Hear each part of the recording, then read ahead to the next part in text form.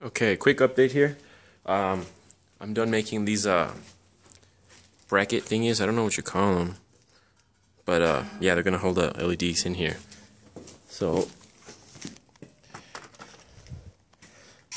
they're going just like that.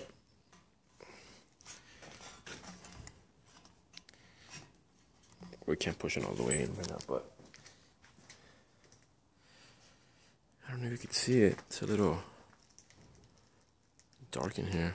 Okay, so just like that, and boxed it in, welded it, I guess, the top and the bottom, and I'm gonna go ahead and fill it in.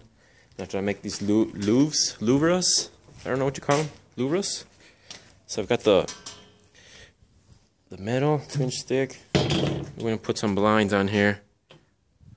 The angled louvres, whatever you call them. That's the rear view. Then after that, grind it down with an 80 grit flap disc, so it can be nice and smooth.